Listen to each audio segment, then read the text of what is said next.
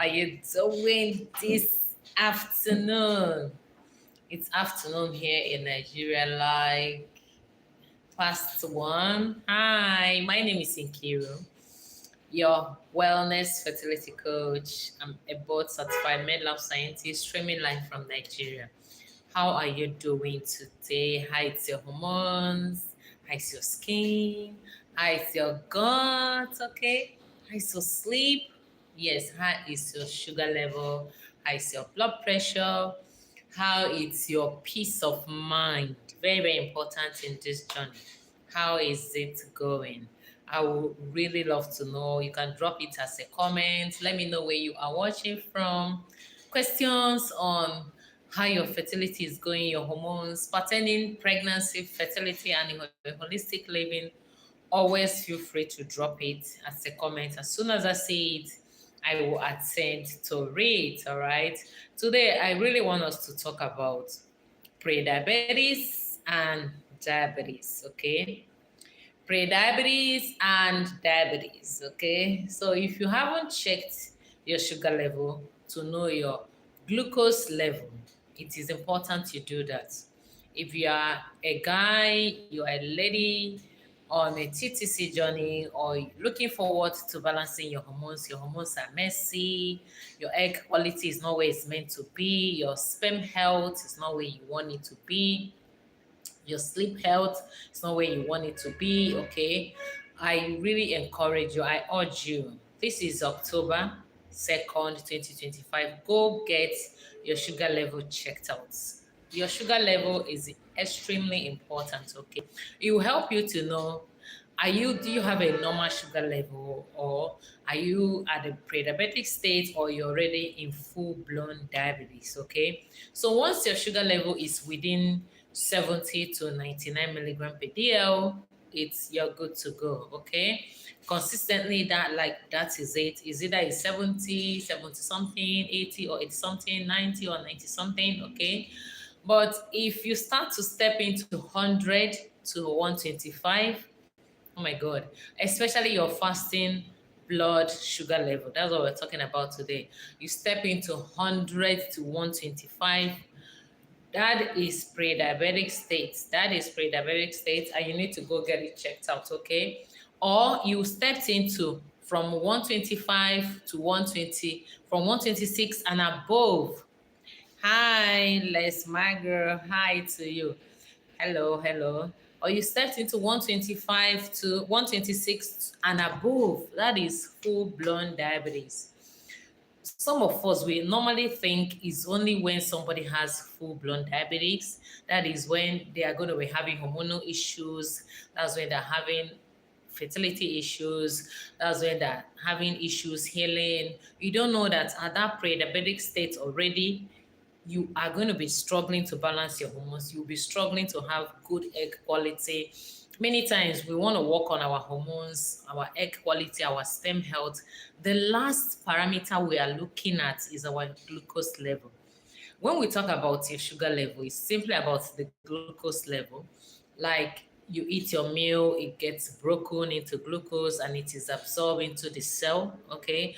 Once it stops being absorbed into the cell, which can be triggered either by when your insulin is working, then the ones inside the blood will go inside the cell and start to work, okay? But if not, over the time it consistently stays high in the blood, and it comes with a lot of issues, infertility not left out. You see this every time your egg will rupture, they will not get dominant, or they get dominant, they are not able to grow well, or they grow well, they didn't rupture. You are not seeing cervical mucus. Every time down below is dry, even though you're still a woman in your reproductive age, or every time as a man, the seminal health is poor because you're always dealing with infection. Men these days, they don't like to treat infection. I don't know why. You need to start treating infection. You need to treat infection. Very, very important, okay? Because that could be the reason your seminal health, your sperm is having challenge. Very, very important, okay? So that is one basic test you must do today. Go check your sugar level. Go check, even if it's fasting, even if it's random, okay? And any value you get, don't get upset or try to get afraid about it. What you need to do is to ask yourself, or actually ask them, what type of diabetes are you dealing with? Because currently we have different types. We have the type 1, the type 2, and even type 3 diabetics, okay? So, but the most popular ones, the most common one actually are the type 1 and the type 2. But I want to dwell more on the type 2, where you are actually dealing with insulin resistance. In type 1, basically that person doesn't have enough insulin, or you are not producing insulin at all, okay? Thereby, the blood sugar regulation becomes really, really difficult for your body to go through it, okay? Maybe your insulin was destroyed, like autoimmune conditions, your body started attacking itself, it destroyed the insulin production totally, it knocked it out. That is a situation it can happen, okay? Or maybe somehow the abnormality developed, okay? That is why it's important to pay attention to your genetics. Even though that genetically, okay, that you're predisposed to type 1 diabetics, there's something you can use epigenetics to do. In this present day and time, anybody that is not incorporating epigenetics in their journey, in their wellness journey, in their balancing hormone journey, in all of their, like all of your wellness journey, you will struggle. You will struggle and you will not get your desired results, all right? So next is when you are dealing with type 2 diabetics, okay? That is when you have insulin. But the problem is that your body is not longer responding to the actions of that insulin, which is to open up. Insulin is like a key, it unlocks and unlocks the cells. Like it goes around telling them, open up, open up, open up, take in the glucose, take in the glucose. And the cells will obey and take in, but after a while, they stop obeying. Even pancreas will secrete more and say, maybe we need more insulin. Maybe we need more insulin to cause this glucose to go into the cell. You will secrete more insulin, and the insulin will go knock, knock, knock, and they will not respond. The cells will not respond. That's why you will not just have the elevated sugar level, there will equally be elevated insulin level. And this is the whole picture now. Because all those symptoms of full-blown diabetics, you'll be dealing with it, struggling to lose weight, your abdominal weight, tiredness, frequent especially candida. You will treat candida. Oh my God. You will go to hospital, do HVS, do urine MCL. They will say with yeast cells that plenty, and you are always itching, itching, itching, itching. And sometimes the itching, oh my God, it comes with this terrible, terrible discharge. All right. So you will know that something is off, because one thing that the high insulin level and the high sugar level does is that it tampers with your immune system and creates that enabling environment. It creates the enabling environment for the fungi to thrive, okay? So at the end of this video, you're going to go home with actionable steps for you to start to check, make sure that your sugar level is in order, so that if you're working on your egg quality, you really put in the work. If you're working on your sperm health, you put in the work. If you're trying to balance your hormones, you put in the work. There is no trying to balance hormones without a normal blood sugar level. It will not work. If your sugar level is always off, you will not be sleeping well, your skin will not look good, every other thing, your period will be messy, you will not like the whole how your body is feeling. You will not feel amazing and awesome, even from inside, okay? And the worst thing that will happen is when you now have a cut, a wound, a cut that can lead to a wound, okay? So avoid it depending on the value of your sugar level. If you haven't tested your sugar level, go check it out, okay? So assuming that you have tested your sugar level and you're getting values like 125, you're having like 100 and 110, okay? And it's fasting, your fasting state. You did fasting blood sugar, that is, you didn't eat from the moment you woke up till 9 a.m., okay? Not 10 a.m. or 11. That one is no more fasting. You have entered into ketosis, is now over, okay? Instead of doing like that, go and repeat again. Just have your meal the next day, repeat it again. The timing, it's important, okay? Because the fasting state is different from the ketosis state, okay, in our body.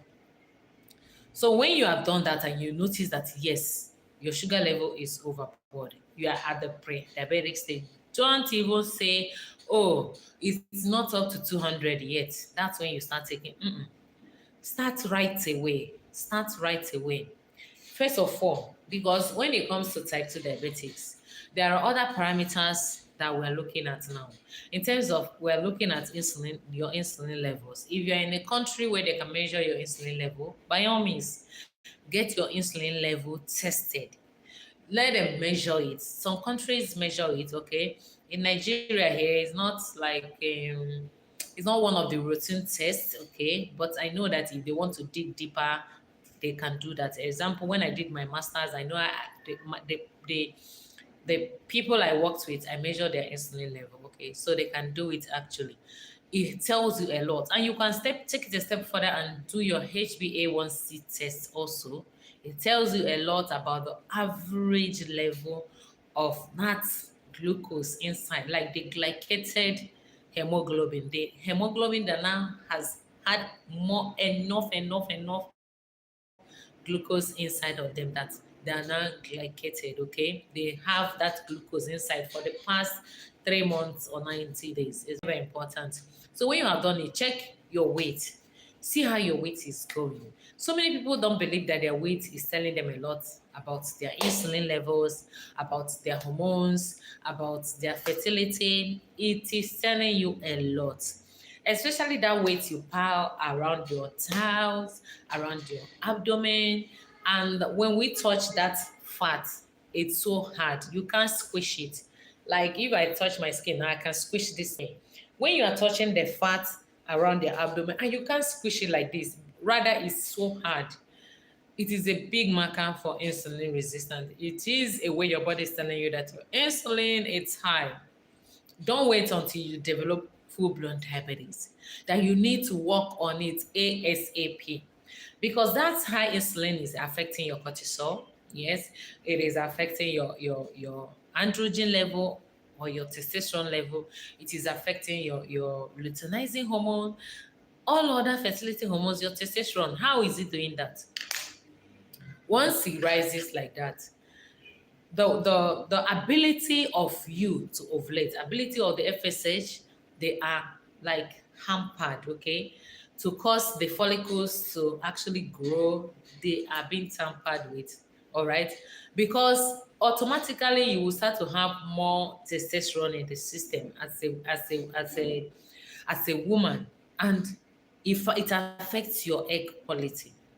When we talk about air quality, just see air quality as that all goodness in your egg in terms of its viability. That is how alive the egg is, how alive it is. And it's not just about the size, yes, the content also. Because when we say genetics and epigenetics, it simply means that your egg is what contains your genetic makeup that you are about to transfer to your offspring, to your baby, okay? So it is important that it has no tampering, there is no issue with it. It's okay because all the hormones that are meant to make it to be like that, they are well situated and they are doing their work, okay? If not, that high sugar level, whether it's at the pre-diabetes or at the diabetes, blocks all this process. And it's not just about, it starts to tamper with your liver. The liver, which is very essential in our hormone regulation. In our hormone regulation, when we talk about hormone regulation, just see it as a way of, okay, the hormones are produced, they are told, go here, because they are messengers, they are told, go here and do so thing. When they are done with their actions at that specific time, they are meant to actually do what? Leave the system. The liver helps, that is what we say elimination, the metabolism. The liver actually helps to do what? Eliminate them, take them out and say, okay, estrogen, you're done with your work, we appreciate you, but it's time to go. It just, takes it out. But in a situation whereby that power of the liver to do that is tampered with. It's not able to do it effectively, it is hindered, or it's not even doing it at all. It's not even doing it at all. Guess what? You are likely going to end up with higher levels of those hormones. And you keep going to check your hormones, they'll tell you that it's still high, it's still elevated, etc. So many times it keeps you frustrated and you're angry, like what is happening? What is happening? And that is why when you want to actually do holistic detox, fertility detox, I've made a video on how you can do a holistic fertility detox.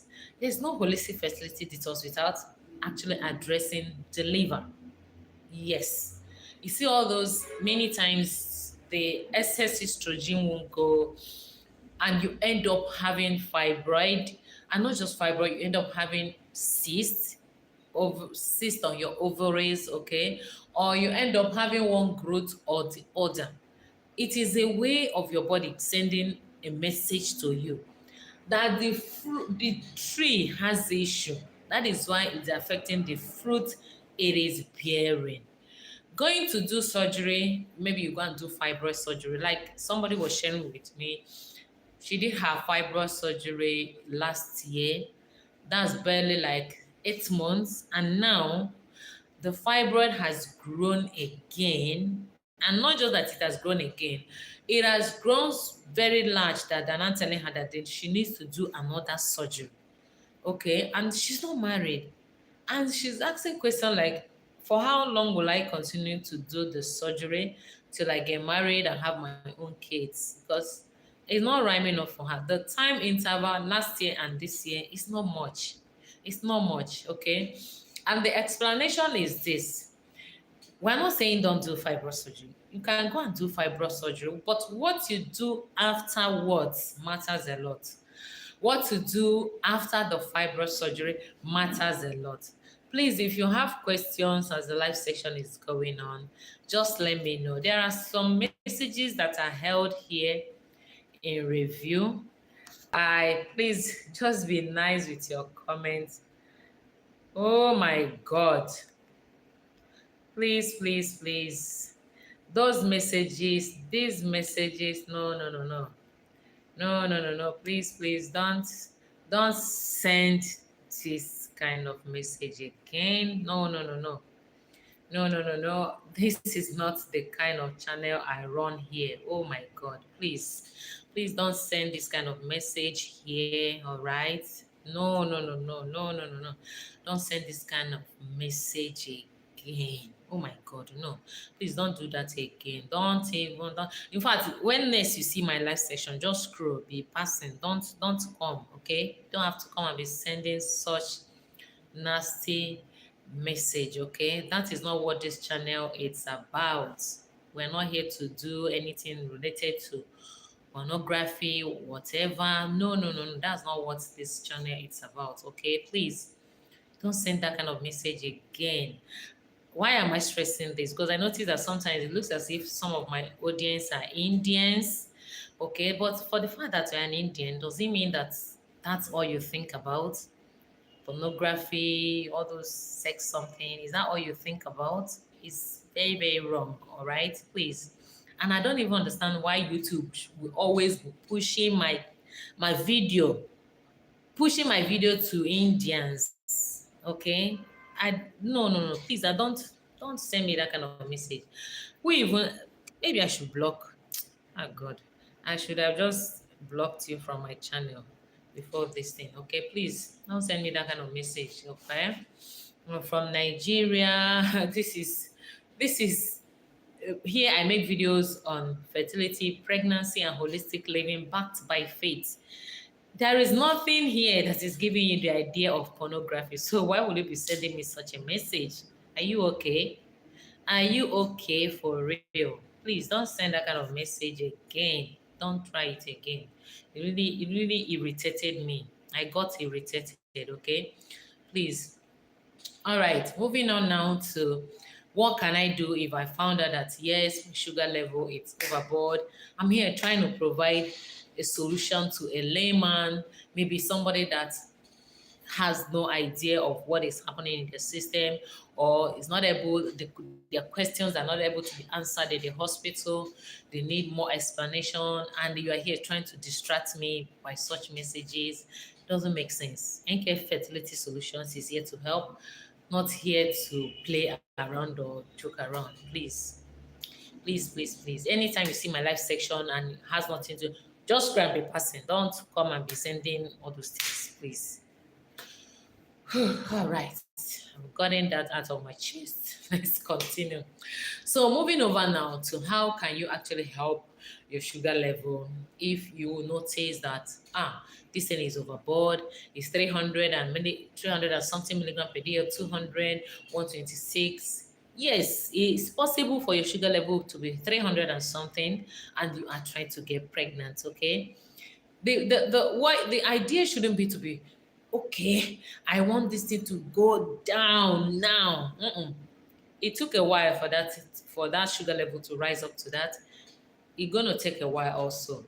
And like I said, there is no trying to correct this your sugar level without a holistic fertility detox, working on your liver specifically. I have made a video on how you can address that. The items you're going to use that are easily accessible, you just go ahead and start doing that. The second protocol we're going to be using is to address what you eat. Yes, to address what you eat. Sometimes you notice that you're not really taking carbohydrates directly, but you are taking carbohydrates indirectly. Any food that can be converted in glucose into your system, it can really affect your sugar level. That's why if you're dealing with pre-diabetics and diabetics, it's not every juicing you do. By now, you should know that you should avoid some carbs. Your juice should be mostly grain juice, grain or unsweetened juice, cilantro, parsley, scent leaves, your for those of us in Nigeria, garden egg leaves, ugu, water leaf. Yes, you can juice water leaf, just a little of it with a little of your ugu leaf, with a little of cilantro, okay? Just like that, okay? So you find a way to manage what you eat. Pay attention to, because sometimes what we eat has been, we have been on autopilot, autopilot, autopilot for it for years. It's gonna really take you a while, especially if you're not disciplined. It will take you a while. You need discipline to fight pre-diabetics and diabetes. You need discipline, honestly, because if you have not worked on your hormones to that extent, the cravings will be there. You will be craving and craving and craving and craving, and you will feel like as if they're starving you, you're about to die, they're punishing you. Who is doing? It's just a way of still telling you that you still have boundaries to push.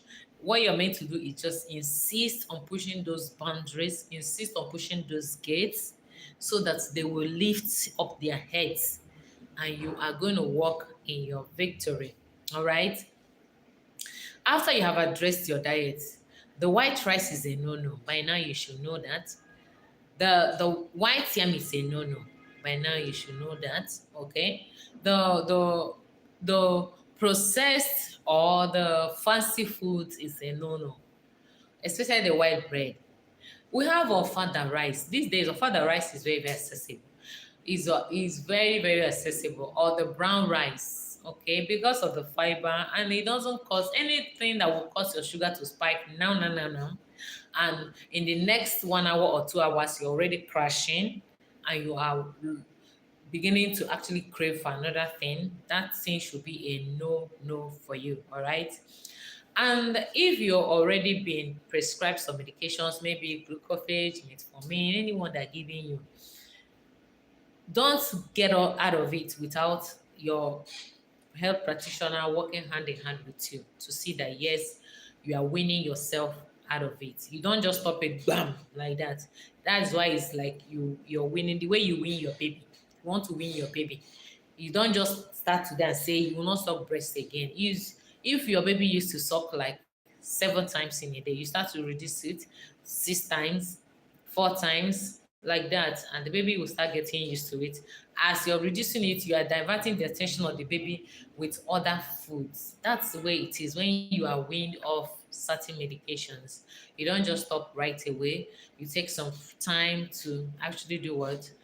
Take if you're taking like two before, you can start with one and a half. And while you are doing that, you are equally doing lifestyle modifications. Yes, lifestyle modifications to actually do what? Augment the other part.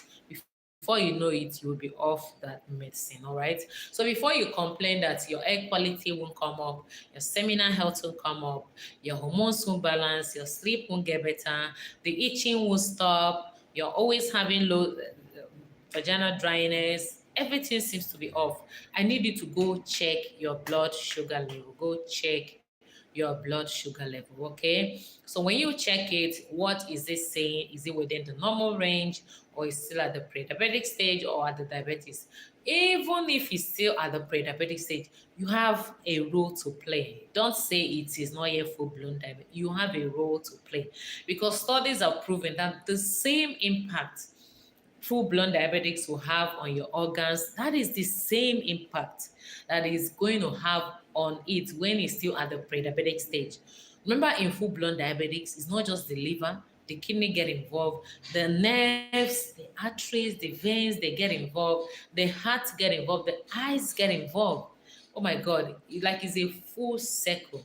That is the same thing that can still happen if you just keep quiet and you are not moving a muscle to see where can I use epigenetics to control the genetics. I've heard stories of people that their parents started in time, because for some of us, it looks like we are the generation that is starting this epigenetics movement.